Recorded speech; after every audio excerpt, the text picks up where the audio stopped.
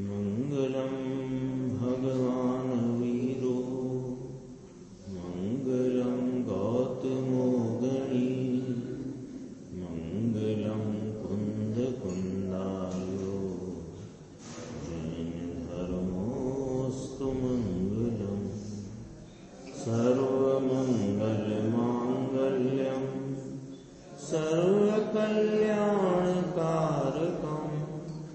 प्रधानम सर्वधर्माणां जैनं जयतु शासनम्। मैं नमो तीर्थनायक को, नमो ओंकारवाणी को, नमो उन कुंद प्रभु को जिन्होंने ओंकार धारण की। अहो उपकार जिन वर का, कुंद का दिव्य वाणी का, जिन कुंद ध्वनि दाता उन कहान स्वामी का। रमयूण जिनम वीरम अनंत वर्णान दंसन सहावम गोक्षामिनियम सारम केवली शुद्ध केवली भणिदम। नियम सारजी परमागम ग्रंथ इसके परम आलोचना अधिकार में 111 नंबर की गाथा के उपरांत टीकाकार मुनिराज पद्म प्रबलधारी देव ने 9 श्लोक कहे। उन श्लोकों की स्वाध्याय के अंतर्गत अपनी 164 नंबर जो श्लोक है उसकी स्वाध्याय चल रही है। इसमें कहा कि संसार तो स्वभाव से ही दुखमय है। क्यों? संसार नाम संसरण का है। संसरण अर्थात अपने स्वरूप से च्युत परिणति, अपने स्वरूप से हटी हुई परिणति, अपने स्वरूप से हट जाना, इसका नाम ही संसार है। स्त्री पुत्र धन दौलत संपत्ति संयोग ये वास्तव में इसका नाम संसार नहीं। संसार तो अपने स्वरूप रूपता से, अपने स्वभाव से संसरत नाम हट जाना, इसका नाम संसार है। तो अपने आप ही ये बात हो गई कि संसार दुखमय है। क्यों? कि स्वरूप से खिसक जाने की परिणति दुख स्वरूप है स्वभाव से ही। तो सुख रूप क्या होगा? कि सुख रूप स्वभाव में रहना वह सुख रूप होगा। तो मुनिवर जो आत्मा के आराधक हैं, जो अपने आत्म स्वरूप में रमणता लीनता और उसमें एकाग्रता करते हैं, तो उनको जैसे यह संसार परितप्त करता है प्रति समय, ऐसे वह स्वरूप में रमणता एकाग्रता की परिणति हिम का ढगला, क्या शब्द लिया था? हाँ, हिम राशि बर्फ का ढगला है। ये मुनिराज ने यहाँ कही बात अपन 365 पेज पर यहाँ से देखते हैं। बीच का पैराग्राफ है, घोर सहज इत्यादि रौद्र दुखादिक से विकल्प ना दुख से तो घेरा हुआ ही है संसार। क्या है कि स्वरूप में रहना यह अपनी स्वाभाविक परिणति, स्वभाव में लगी हुई सुखमय निराकुल है। और जितनी परिणति, जो प्रवृत्ति बाहर को यानी स्वरूप से सरकी हुई है, वो विकल्पना रूप है। विकल्पना क्यों शब्द लिया यहाँ? कि जो वास्तविकता नहीं है और जिसमें सुख नहीं है, जो सुख रूप नहीं है, उसमें सुख मानना, ये विकल्पना है। तो कहा विकल्प के दुख, विकल्पना कहो कि विकल्प का दुख, विकल्प के दुख से तो घेरा हुआ ही है। भगवान निर्विकल्प आनंद का नाथ, आनंद का सागर, अनंत गुणमणि से भरा हुआ, ये सहज पर्याय रूपी दुख से तो पर्याय में भरा हुआ ही है, वस्तु में नहीं, वस्तु में नहीं। क्योंकि संसरण रूप संसार दुख में है और संसरण पर्याय में है, वस्तु में नहीं। तो कहा पर्याय में भरा हुआ ही है घोर संसार का स्वाभाविक, इसको स्वाभाविक कहा, संसार का स्वभाव रौद्र दुखादिक से प्रतिदिन स्वभाव के आश्रय बिना इसका पर में आश्रय निरंतर वर्तता ही करता है। फिर भले साधु हुआ होए। बाहर का संसार यानी स्त्री छोकरा को छोड़े ये संसार है ही नहीं। उसने पहली भूल तो यही मान ली कि बाहर में जो स्त्री पुत्र धन दौलत दुकान मकान जायदाद इसको संसार मानता है और इसे छोड़ने से मैं संसार छोड़ता हूँ, ये भूल इसलिए है क्योंकि वो संसार है ही नहीं। वो तो जगत में लोक में रहे हुए पदार्थ हैं। कुछ समान जाति पर्याय रूप परिणमित है, कुछ असमान जाति पर्याय रूप परिणमित है, बाकी है तो वे जगत के पदार्थ। उनको संसार मानता है और उन्हें छोड़ना मानता है कि मैंने संसार छोड़ दिया। यहां से गड़बड़ी है। संसार का झूठा। देखो भले साधु होए, अभी आया ना नौवे ग्रेविक गया, तो नौवे ग्रेविक कैसे गया? जिसे संसार मानता था भूलवश, उसको छोड़ छाड़ कर जंगल में रहा, वस्त्र आदि भी छोड़े, इस प्रकार तो सब छोड़ा, लेकिन संसार एक क्षण न छूटा। क्यों? क्योंकि वह अपनी परिणति तो उसकी बाह्य वृत्ति रूप उसी राग आदि में ही लगी रही। कितनी अच्छी चर्चा थी आज कि राग को, ज्ञानी राग को मिटाना चाहते हैं, क्योंकि राग को रोग जानते हैं और उसका इलाज करते हैं। तो इलाज को भी मिटाना चाहते हैं और राग रूपी रोग को भी मिटाना चाहते हैं, लेकिन दोनों को मिटाने के लिए आत्मा का आश्रय लेते हैं, क्योंकि राग से राग मिटता नहीं। और अज्ञानी क्या करता है कि कोई अशुभ राग विषय वासना भोगादिक का खाने कमाने का है तो उसको शुभ राग से मिटाना चाहता है। तो राग से राग मिटे कैसे? ज्ञानी जानते हैं, तो वे राग से राग नहीं मिटाते, वे अपने स्वरूप का आलम्बन लेकर के राग मिटाते हैं। यहां देखो कहते हैं फिर भले साधु हुआ हो, बाहर का संसार स्त्री छोकरे को छोड़े, ये संसार है नहीं। संसार तो अंदर मिथ्या अभिप्राय और मिथ्या अस्थिरता, ये संसार है। लो दो बातें कह दी। मिथ्या अभिप्राय माने पर वस्तुओं और रागादि में अपने पने की मान्यता, ये मिथ्या अभिप्राय है। और इस प्रकार अपने में अपने पने की स्वीकारता होने पर भी जो आसक्ति वश पर में जितनी वृत्ति जाती है, ये अस्थिरता है, ये संसार है उतना। लेकिन मिथ्या अस्थिरता व अविस्थिरता के साथ मिथ्या शब्द जोड़ा है ना। तो अस्थिरता वास्तव में मिथ्या दृष्टि के लिए शब्द ही लागू नहीं पड़ता।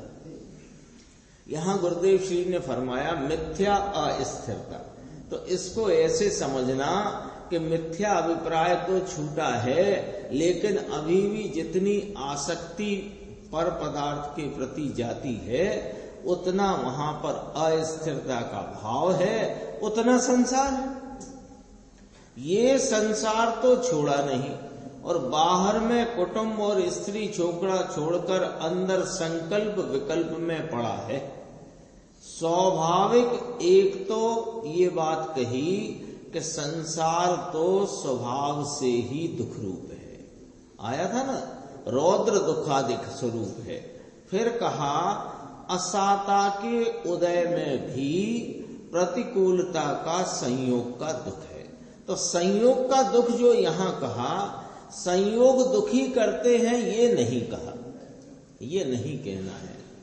असाता का उदय है, असाता कहां से आई कि इसी के कोई पूर्व परिणाम के निमित्त से कर्म प्रकृतियों में असाता रूप जो बंध भाव था वह उदय रूप हुआ, उसका नाम असाता का उदय। उस काल में जो संयोग आए प्रतिकूल आदि उनका लक्ष्य करता है उसका दुख है, उसका संग करता है, उसका लक्ष्य करता है, उनका आलम्बन करता है, उतना दुख है। वे दुखी नहीं करते हैं, वे दुखी नहीं करते। वे दुखी करें तो मुनिराज ऐसे अनेक प्रकार के प्रतिकूल संयोग रूप उपसर्ग आदि काल में भी मुनिराज अपने स्वरूप में स्थिर होते हैं और दुख का किंचित वेदन नहीं, स्वरूप में रुक रहते हैं, ठहरते हैं। दुख रूप ही है, क्योंकि ये जीव को सामान्य जो है ना, तो असाता के उदय में जो प्रतिकूलता के संयोग हैं उसे वह दुख रूप जानता मानता है, तो उसकी अपेक्षा से भी कथन किया। और खरे कर तो स्वरूप से संसर्ग होना ही वह दुख रूप है, स्वाभाविक दुख रूप है, ऐसा कहा। आगे चलते हैं अपन, अगला पेज 366।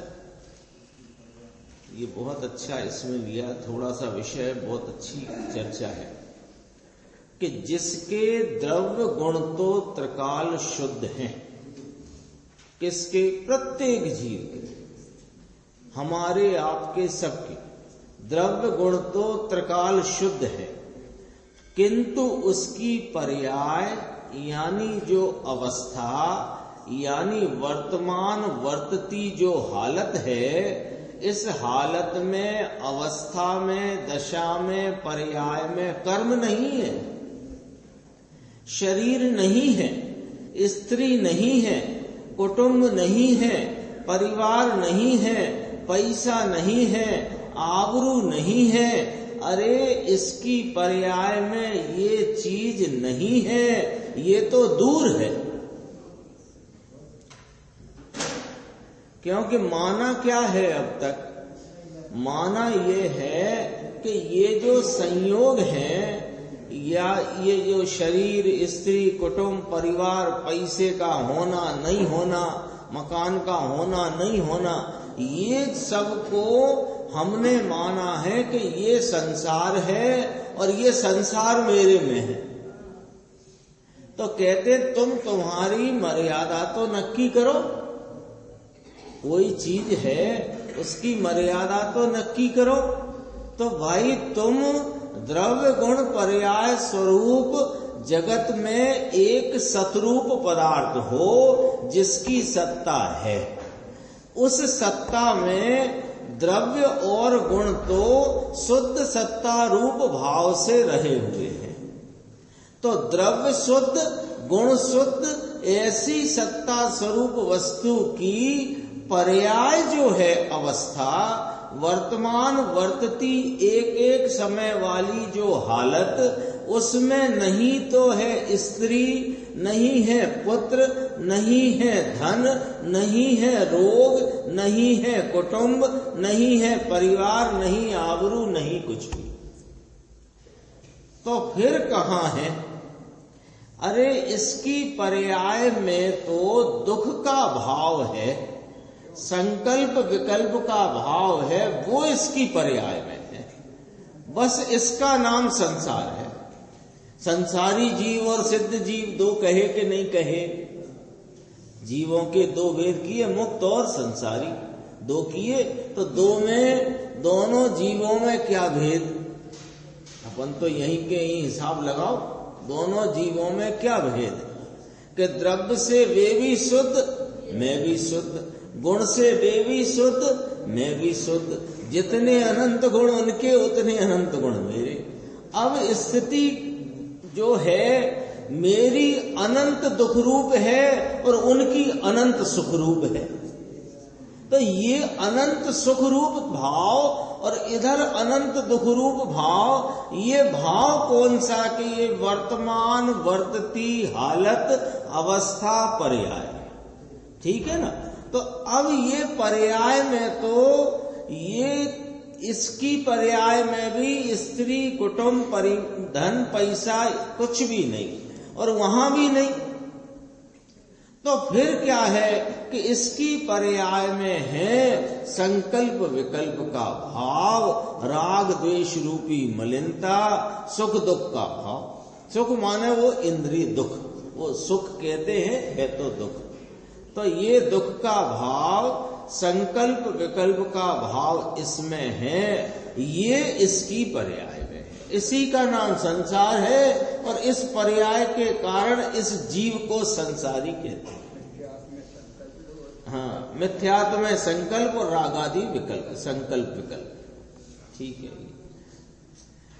तो ये पर्याय बुद्धि को छोड़कर मुनिवर ने ये छोड़ दिया, संकल्प विकल्प छोड़ दिए। संकल्प नाम रागादि में एकत्व रूप बुद्धि छोड़ दी, पर्याय में मैंपने की बुद्धि छोड़ दी है, और द्रव्य स्वभाव में ही जिन्होंने आप रूपता का एकत्व या उसमें ही श्रद्धान प्रतीति करके उसमें ही रमणता करते हैं, ऐसे अपने द्रव्य स्वभाव की आराधना करते हैं, उनका नाम मुनिवर है।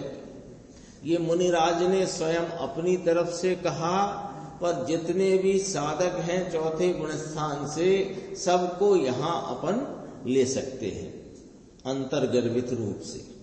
तो पर्याय बुद्धि को छोड़कर मुनिवर, क्योंकि पर्याय बुद्धि तो चौथे गुण स्थान वाले की भी छूट गई है, पांचवे वाले की भी छूटी है, मुनिराज की तो छूटी हुई है ही। समता के प्रसाद से, समता क्या कि स्वरूप में साम्य भाव से प्रवृत्ति करना, इसका नाम समता है। आगे कहा गुरुदेव श्री ने, वह विषम था, विषम दुख था।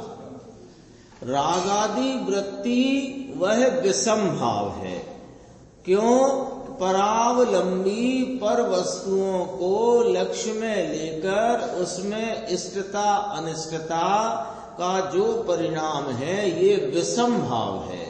और स्वरूप में लगता हुआ रमणता वाला ये समभाव है ना। तो उसको समता कहा, समता के प्रसाद से। ये कहा वह विषम दुख था, संसार के घोर संकल्प विकल्प। अब ये वीतरागता आई, पर्याय बुद्धि छूटी तो वीतरागता आई। वीतरागता आई तो वीतरागी स्वभावी भगवान के अवलंबन से वीतरागता आई। यह वीतरागता कहो, शुद्ध उपयोग कहो, समता कहो, तो कहते हैं मुनिवर शुद्ध उपयोग के प्रसाद से।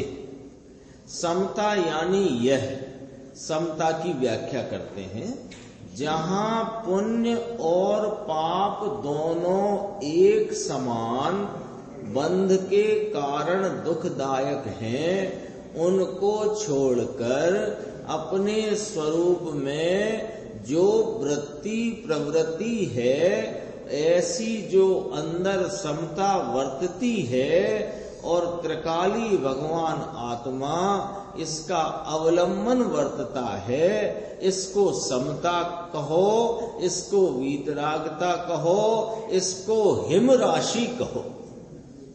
वह संसार परितप्त करता है प्रतिदिन, और ये हिमराज वह अग्नि समान है। ये शांति की शिला हिम राशि, नीचे देखना थोड़ा, इसी की बात कही। क्षमामृत में जो हिम राशि बर्फ का ढेर उसको प्राप्त करते हैं, उपमा से बात करते हैं। शांत शांत शांत, विकल्प संकल्प का अभाव, शांति शांति शांति शांति से भरा हुआ भगवान, उसके आश्रय से प्रगटी हुई शांति के समता भाव को प्राप्त करते हैं। इनको मुनिवर कहिए। मुनिवर किसको कहिए? मुनिराज यानी चलता फिरते सिद्ध कहो के प्रगट जैन शासन। मुनिराज माने जैन शासन, जो जैन शासन चला आता है, जो जैन शासन विराजता है, जिनमें जैन शासन प्रवर्तता है, ऐसे मुनिवर का स्वरूप क्या है वो यहाँ देखो कितने संक्षिप्त और सीधी बात करी कि विकल्प संकल्प का अभाव, शांति शांति शांति से भरा हुआ भगवान, उसके आश्रय से प्रगटी हुई शांति के समता भाव को प्राप्त करते हैं, अर्थात उस शांति के समता भाव में प्रवर्तन करते हैं। ऐसे जो मुनिराज हैं इनको मुनिवर कहिए। स्त्री छोकरा दुकान छोड़ दिया इसलिए मुनि हैं, या कि धंधा नहीं करते इसलिए मुनि हैं, या कि पंच महाव्रत पालते हैं इसलिए मुनि हैं, ऐसा नहीं है। ये सब छोड़ छाड़ दिया है। बहुत तेज सर्दी में भी वस्त्र बिना नग्नता से रहते हैं इसलिए मुनि हैं। ना ना भाई, मुनि का स्वरूप शरीर में नहीं रहता है। मुनि का स्वरूप शरीर में नहीं है। मुनिराज तो समता स्वरूप है, समता की प्रतिमूर्ति है, वर्तते हुए जैन शासन है। चलते फिरते सिद्ध कहो, जैन शासन कहो, केवल ज्ञान की तलहटी में कहो, ये कोई अद्भुत स्वरूप है मुनिराज का है। ये जैन शासन में कहते हैं कि मुनिवर इनको कहिए। 165 श्लोक है अपना, पेज नंबर 368। मुक्ता कदापि नहि याति विभाव कायम, तद्वेतु भूत सुकृत असुकृत प्रणासा, तस्मादहं सुकृत दुष्कृत कर्म जालम, मुक्त्वा मुमुक्षु पथम एकमिह व्रजामि। बहुत गंभीर चर्चा इस 165 कलश में मुनिराज कहते हैं कि मुक्त जीव विभाव समूह को कदापि प्राप्त नहीं करते, कारण कि उन्होंने उसके हेतुभूत सुकृत और दुष्कृत का नाश किया है। सुकृत नाम शुभ भाव, दुष्कृत नाम अशुभ भाव। तो शुभ भाव दया दान पूजा व्रत भक्ति आदि शुभ भाव, खाना कमाना भोगना विषय भोग वासना ये अशुभ भाव, ये सुकृत और दुष्कृत दोनों हेतु हैं। काय के हेतु हैं कि ये विभाव के हेतु हैं, स्वभाव से विपरीत भाव रूप हैं और स्वभाव से विपरीत भाव के हेतु हैं। विभाव माने किसे कहना? विभाव माने किसे? राग आदि को विभाव कहते हैं ना, पर विभाव की मूल व्याख्या क्या? कि स्वभाव से विपरीत जो है उसे विभाव कहा। तो आत्मा तो स्वभाव से आनंद स्वरूप, सुख स्वरूप, शांति स्वरूप है, और इससे विपरीत जो भाव है वो दुख रूप, अशांति रूप, विषमता रूप भाव है। वो कौन है कि शुभ और अशुभ भाव वे विभाव के हेतु हैं, और मुक्त जीवों ने उन शुभ अशुभ भावों का नाश किया है, इसलिए उनके विभाव कभी भी उत्पन्न ही नहीं होता। ये लिया ना इसमें, मुक्त जीव विभाव समूह को कदापि प्राप्त नहीं करते, यानी उनके कोई विभाव रूप भाव की उत्पत्ति ही नहीं होती। क्यों नहीं होती? कि उनने उस विभाव के हेतुभूत जो शुभ और अशुभ रूप सुकृत और दुष्कृत, उसका नाश कर दिया है। ऐसा मुनिराज ने फरमाया। फिर मुनिराज कहते हैं इसलिए जो मुक्त जीव हैं वे विभाव से परिमुक्त हो गए हैं, वे किसी प्रकार के विभाव रूप भाव है वह उनको अब उत्पन्न ही नहीं होता। इसलिए मैं भी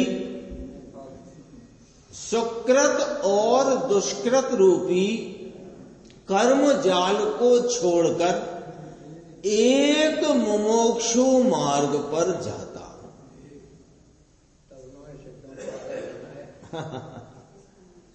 सिद्धों की तो बात उन्होंने पहले रखी। हाँ? कि जब उन ऐसे कौन से जीव हैं जगत में कि जिनके विभाव की उत्पत्ति ही नहीं, जो तो कहा कि वे तो मुक्त जीव हैं, तो मुझे भी मुक्ति चाहिए। मुझे कोई विभाव में तो अच्छा लगता नहीं, मैं तो अपने स्वभाव में ही निरंतर रहना चाहता हूँ। तो विभाव के हेतुभूत सुकृत और दुष्कृत नाम पुण्य पाप भाव, शुभ अशुभ भाव, इनको मैं छोड़ता हूँ। इनको छोड़ करके फिर मैं कहाँ जाता हूँ? एक मुमुक्षु मार्ग पर जाता हूँ। कितनी इसमें बात आ गई देखो कि मुमुक्षु मार्ग माने मोक्ष का मार्ग। मोक्ष का मार्ग एक ही है। ये 900 वर्ष पहले पद ब्रह्मधारी देव टीका करते हैं 2000 वर्ष पुराने ग्रंथ नियम सार जी के। उसमें फरमाते हैं कि मोक्ष का मार्ग एक ही है, ये भी कहा। और दूसरे ये बात भी कही कि मोक्ष के मार्ग में शुभ भाव और अशुभ भाव रूपी कर्म जाल का किंचित भी प्रवेश नहीं है, क्योंकि वह शुभ और अशुभ भाव को छोड़ करके ही मोक्ष मार्ग प्रारंभ है और मोक्ष मार्ग चलता है। लिखा कि नहीं इसमें? इसका ब्रैकेट में भी अर्थ दिया है। अर्थात मुमुक्षु जिस मार्ग पर चले हैं वह ही एक मार्ग है और उस पर मैं चलता हूं। अब इसमें दो व्याख्याएं आ गई। एक मुमुक्षु की भी व्याख्या आ गई, मोक्ष के मार्ग की भी व्याख्या आ गई, और मोक्ष का मार्ग कैसा है कि शुभ अशुभ भाव रहित है, ये व्याख्या भी आ गई। मोक्ष मार्ग एक ही होता है, एक ही होता है। ये वाली बात इसमें आएगी, गुरुदेव श्री के माध्यम से अपन समझेंगे। इसी में देखो अंतिम पंक्ति इसी पेज की, मुक्त जीव विभाव समूह को, यानी विकार के किसी भी प्रकार को कदापि माने किसी भी काल में, कदापि माने किसी काल में प्राप्त नहीं करते। यहाँ देखो गुरुदेव कहते हैं, यहाँ चाहे जैसी भक्तों की भीड़ पड़े तो उनको अवतरना पड़े ऐसा नहीं है ना। जैनेतर लोगों में मान्यता है ना कि जब भक्तों की भीड़ पड़ती है तो उन्हें वहां से उतर करके यहाँ सब बात संभालने आना पड़ता है। भक्तों पर संकट पड़ते हैं, है ना। भीड़ पड़े का मतलब संकट ही है। भीड़ पड़े, भीड़ का अर्थ संकट है। भाई साहब ने याद दिलाया, संकट है उसका। भक्तों की भीड़ माने भक्तों के ऊपर जब संकट पड़ता है तो वे ऊपर से उतर के इस संकट में आते हैं। मानते हैं ना भगवान, हाँ, तो फिर उनको जो उनके भक्त हैं उनको संकट देने वाले उत्पन्न ही क्यों की? हाँ, वो फिर उसमें आता है, उसका लॉजिक है। यहाँ कहते हैं कि भाई साहब मुक्ति की स्थिति ऐसी नहीं है, मुक्त हुए सो मुक्त हुए। अब वे कभी भी विकार रूप भाव को, संसार रूप भाव को कभी प्राप्त नहीं करते, ये कहना चाहते हैं। ये विभाव समूह को कदापि प्राप्त करते नहीं। अनंत काल सादी अनंत काल मुक्त स्वरूप से रहते हैं। विकल्प का समूह इनको आता नहीं, ऐसा कहते हैं। विकल्प इनको आता नहीं यानी ये विकल्प को प्राप्त करते नहीं, यानी कदापि माने किसी काल में विकल्प इनको होता नहीं। निर्विकल्प आनंद समूह को प्राप्त किया, इनको विकल्प कभी होता ही नहीं है। कारण, अब उसका कारण कहते हैं, कारण के उनको उसके हेतुभूत, किसके हेतुभूत के विभाव के समूह के हेतुभूत, कारणभूत सुकृत और दुष्कृत का नाश किया है। शुभ भाव और अशुभ भाव दोनों का नाश किया है। सुकृत का भी नाश किया है। यहाँ कहते हैं कि यहाँ कहे ना भाई, सुकृत करते मुक्ति होती है, यानी शुभ भाव करते करते मुक्ति हो जाती है। यहाँ तो मुनिराज फरमाते हैं कि शुभ भाव को छोड़कर नाश किया है। मुक्त जीव ने, मुक्त हुए हैं जो सिद्ध परमात्मा, उन्होंने इस शुभ का भी नाश किया है। तब उनको अब कोई विकार किसी काल में पुनः उत्पन्न होता नहीं है। यहाँ कहते हैं कि सुकृत का नाश करके मुक्त हुए हैं। सुकृत और दुष्कृत यानी शुभ भाव और अशुभ भाव का जिन्होंने नाश किया है, इसलिए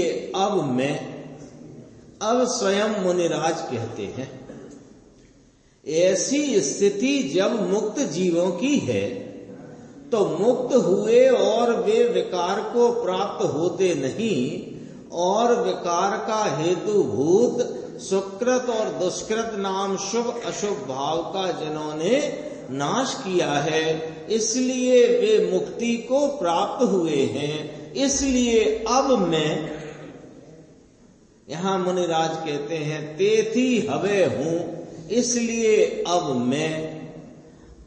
मैं ये भले हो गए। अब मैंने अभी तक ये किया नहीं, क्या नहीं किया कि परिणति में से शुभ भाव का अशुभ भाव का पूर्णतया नाश नहीं किया। अब मैं करता हूं, ऐसा कहते हैं। विभाव समूह का नाश करके मुक्त हुए तो मैं भी अब ये हुए हैं और मैं करता हूं, ऐसा। इसलिए अब मैं सुकृत और दुष्कृत रूपी कर्म जाल को छोड़कर शुभ और अशुभ कर्तव्य, शुभ और अशुभ जो कर्तव्य है, दया दान व्रत भक्ति आदि शुभ, हिंसा झूठ चोरी विषय आदि अशुभ, इसकी जो कर्म जाल है, ये दोनों कर्म जाल है। इसको छोड़कर एक मुमुक्षु मार्ग पर जाता हूं।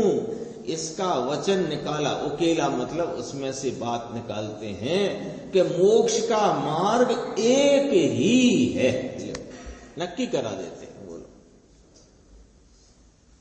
मोक्ष के मार्ग दो नहीं हैं, एक ही है ना। कहते हैं निश्चय मोक्ष मार्ग, व्यवहार मोक्ष मार्ग। ये तो मोक्ष मार्ग के कथन दो प्रकार किए गए हैं। मार्ग तो एक ही है। नीचे आएगी चर्चा, वो देखो। मुमुक्षु इसको कहिए, ये न का मोक्ष का मार्ग एक ही है और एक ही मोक्ष मार्ग है और मैं उस पर जाता हूं। मुमुक्षु इसको कहिए। अब देखो मुमुक्षु की व्याख्या। अपन सब मुमुक्षु कहलाते हैं ना? नहीं कहलाते हैं। ये गुरुदेव कहते हैं देखो सब अभी हिंदुस्तान में सब मुमुक्षु मंडल। देखो पहले मुमुक्षु क्या होता है, मंडल तो अपनी समझ में आ गया, ये समूह का नाम मंडल। लेकिन मुमुक्षु क्या, वो तो समझे। मुमुक्षु इसको कहिए कि सुकृत और दुष्कृत का नाश करके और स्वभाव की निर्मलता प्रकट करे, इसको मुमुक्षु कहिए। जो शुभ भाव की उपादेयता, शुभ भाव में लाभ बुद्धि, शुभ भाव में हित बुद्धि, शुभ भाव में मदद मिलती है, ऐसी जिसकी बुद्धि में पड़ा है, ऐसी जिसकी प्रतीति वर्तती है, ऐसा जिसको ख्याल ऐसा ही जमा हुआ है, वह इसका नाश कैसे करेगा और स्वभाव की निर्मलता को कैसे प्रकट करेगा।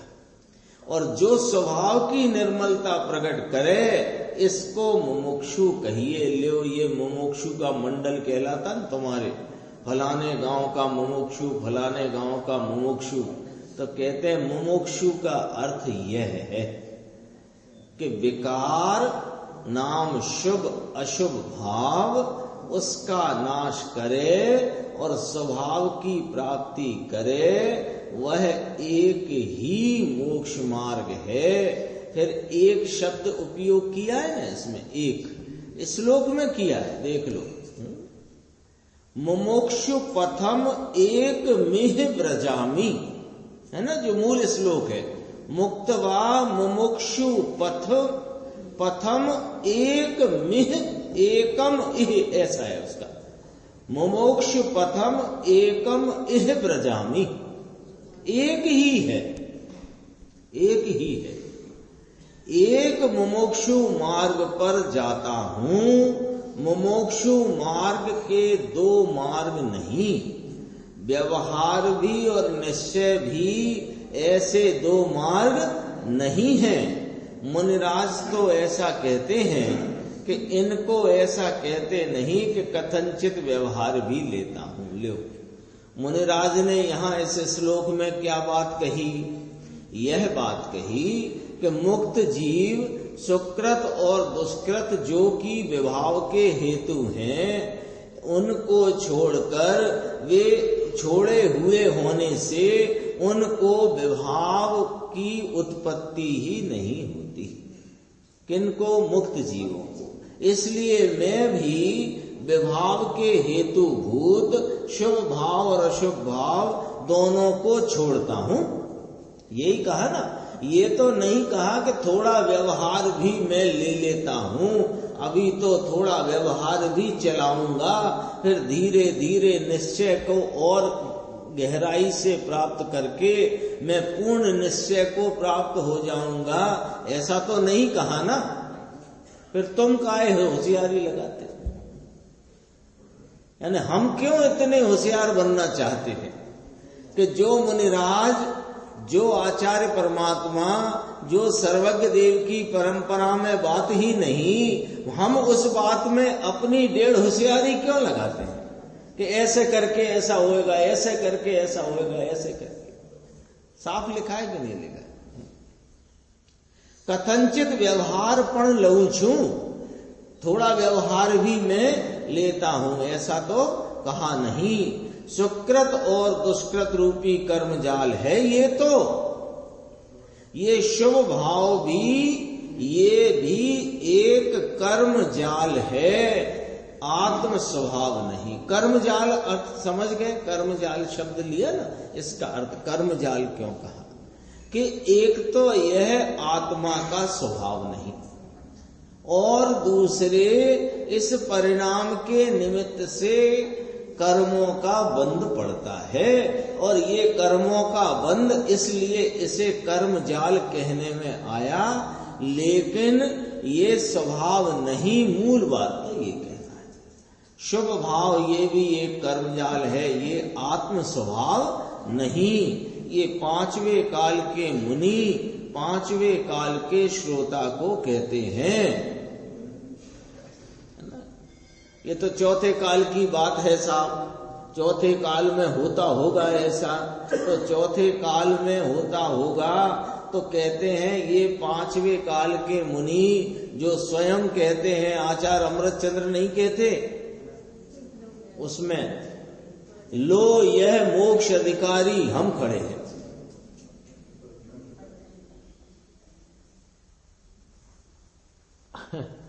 पंचम काल के मुनि, पंचम काल, ये चौथे काल के नहीं है मुनि, ये पांचवें काल के कुंद आचार्य, अमृतचंद्र आचार्य, जयसेन स्वामी, पद्म ब्रह्मलधारी देव आदि अनेक आचार्य हुए। ये सब आचार्य अपने स्वरूप की आराधना करते हुए और हम जैसे भव्य जीवों की भव्यता को देखकर वह इस मार्ग की निरूपणा प्ररूपणा करके गए हैं। हाँ, और क्या, सब शास्त्र पंचम काल। अभी मोक्ष तो नहीं है ना, अरे मोक्ष नहीं होता, ये समझना जरा बात को। संजय भाई देखो क्या कहते हैं, अभी पांचवा काल है, भरत क्षेत्र है, मोक्ष तो नहीं होता। अरे मोक्ष नहीं होता तो मोक्ष का मार्ग तो होता है कि नहीं होता है? लिखा है कि नहीं इसमें? मोक्ष थतो नथी पण मोक्षनो मार्ग छे, ये ले, एक बार इस मोक्ष के मार्ग में आ जा तो ये हुए बिना रहेगा नहीं, ये हुए बिना रहेगा नहीं।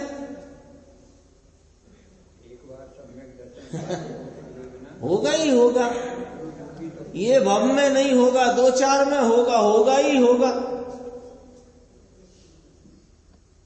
बहानेबाजी का यहां कोई काम नहीं है। देखो ये हुए बिना रहेगा ही नहीं। इसके बाद ये थोड़ा इसमें गुरुदेव ने 371 पेज पे देखा,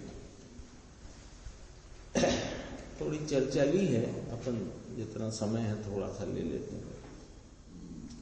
अंतर द्रव्य स्वभाव सत्ता महाप्रभु भगवान, पूर्णानंद से भरा हुआ पूर्ण स्वरूप, सनातन अनादि सत्य, सत्य सनातन, उसके रास्ते पर जाओ, तब तुझको मोक्ष का मार्ग और मुमुक्षु कहने में आता है। ये बात अंतर द्रव्य स्वभाव सत्ता महाप्रभु भगवान, यह मैं, ये अपनी बात चलती है, ये अपनी बात चलती है। अंतर द्रव्य स्वभाव सत्ता यानी है, कैसा? महाप्रभु भगवान, पूर्णानंद से भरा हुआ परिपूर्ण पूर्ण स्वरूप, सनातन, सनातन का अर्थ अपन कर चुके अभी, अनादि अनंत, तो सनातन नाम अनादि सत्य, सत्य सनातन, उसके रास्ते जाओ तब तुमको मोक्ष का मार्ग है और तुम मुमुक्षु हो। ये वाली होता त्यारे तने मोक्ष का मार्ग और मुमुक्षु कहने में आता है। अब ऐसा सुनना पड़े, कहते यहाँ कहा, दूसरे तो कहीं कहा है कि नहीं? यहाँ इस नियम सार के 165 नंबर के श्लोक में तो कहा, और भी कहीं कहा है कि नहीं? ऐसा कि दूसरे कहा है, ये जानने के लिए कहा है, दूसरा जो कुछ दूसरा, ये उसका प्रश्न ऐसा है। देखो यहाँ तो ये कहा, लेकिन जो व्रतादि का व्यवहार है, जो नियम संयम व्यवहार रूप कहे गए हैं जिनवाणी में, वे भी तो कहे गए हैं कि नहीं? ऐसा तो कहा, दूसरा कहा है, ये तो जानने के लिए कहा है। व्यवहार जाना हुआ प्रयोजनमान है। समय सार की 12वीं गाथा में ऐसा कहा है, व्यवहार आता है, यह जाना हुआ प्रयोजनवान है। इसमें भी एक शब्द बहुत ये जाने लो जो आया ना, तो जाने लो माने जाना हुआ, जानने के लिए नहीं कहा, जाना हुआ कहा। ये बात में भी वजन का फर्क पड़ता है। जानने के लिए प्रयोजनवान कहो तो इसको लगता है अब जानना तो है ना साहब, तो अरे तुझे जानना भी नहीं है, वो तो जानने में आता है, इतना ही प्रयोजन है। जाने लो प्रयोजनवान है, तदात्वे उस समय जाना हुआ प्रयोजनवान है, कारण कि समय समय की पर्याय की शुद्धि बढ़ती है और समय समय की अशुद्धि घटती है।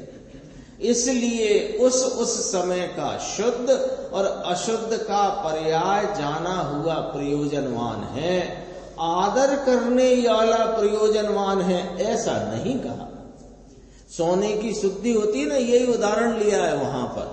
16 ताव के द्वारा सोने की शुद्धि होती है, तो हर ताव 12वें ताव 13वें ताव 14वें ताव पर सोने में कितनी शुद्धता प्राप्त हुई और कितनी अशुद्धि बाकी है, ये जाना हुआ प्रयोजनवान है। बस उसमें प्रयोजन तो सोने का ही है ना, कि वहां रही अशुद्धि का है।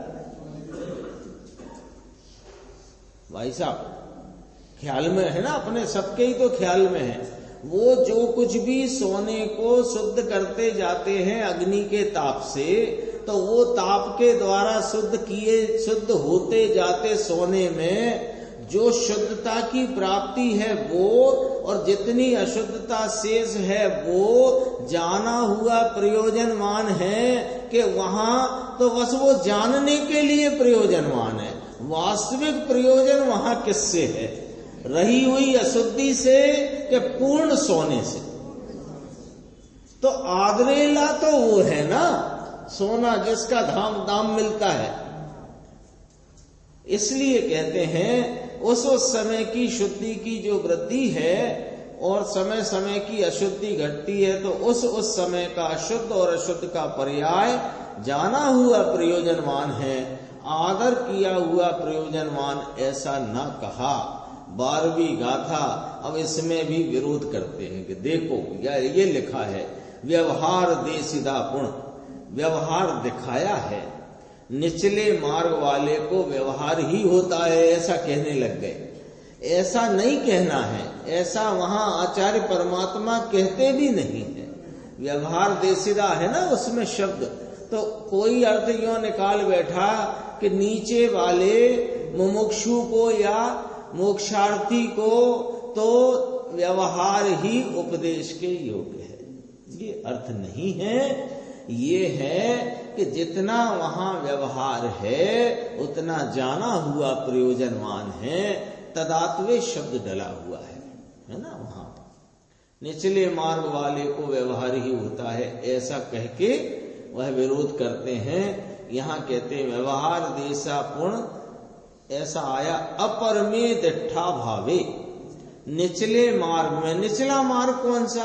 अभी मार्ग के प्रारंभ में। निचले मार्ग का अर्थ ये है मार्ग के प्रारंभ में, शुरुआती बात में जो स्थित है उनको व्यवहार ही दिखाया है, ऐसा अर्थ वे करते हैं। लेकिन वहां ऐसा है अपरमे दिट्ठा भावे व्यवहार देशना पुण्य। इसकी व्याख्या टीकाकार यानी अमृतचंद्र आचार्य भगवान ने तो ऐसी करी, उस काल में जिस समय की पर्याय की शुद्धता और अशुद्धता है उसको जानना वह व्यवहार प्रयोजनवान है। दूसरे समय में शुद्धता का अंश बढ़ता है, अशुद्धता का अंश घटता है, वह दूसरे समय में भी उस प्रकार का ज्ञान जानने के लिए प्रयोजनवान है। इसी प्रकार तीसरे में सब बढ़ता है तो वह उस काल में जानने के लिए